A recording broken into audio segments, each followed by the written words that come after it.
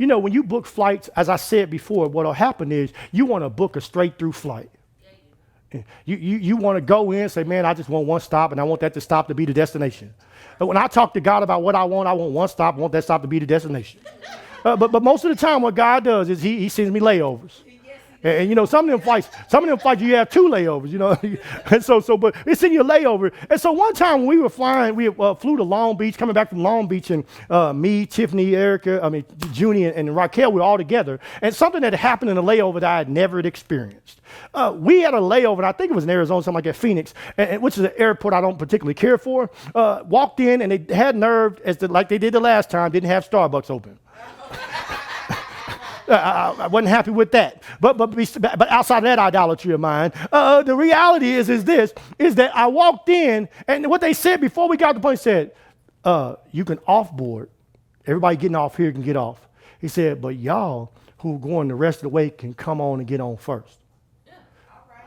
We got off that plane, went, used the restroom, grabbed something quick to eat, and got on that thing first, right? Okay. When we got on, we found out that we were getting on with some people that wasn't on there with us before. Come here for a second. Sometimes with God's plans, you have layovers that you think are delays. But a layover is not a delay because it's scheduled in the trip. A layover is set up for you to offboard some people, places, and things in your life that has no business going where you're going. Sometimes it's your family tradition. Sometimes it's the traditions you picked up on your own, the things you did outside of your house that nobody told you to do. Matter of fact, told you not to do. It's the people you were hanging with that you met on the journey. Some of those people are people you met in the faith. There are people, places, and things, workplaces, things like that God has said, I'm offloading them. And I need you to make room to do what? A boarding or onboarding, because there are new people that are meant to come and walk the rest of the way with you.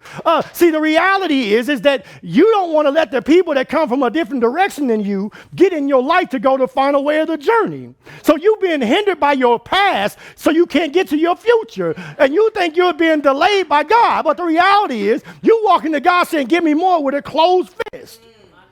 God said, I can't put nothing in a closed hand. He said, just because they don't look like you, sound like you, come from where you come from, don't mean they ain't going where you're going. And the reality is, if you're in the body of Christ, the people that's going where you're going, they ain't got to look like you, but you got to make sure they going where you going.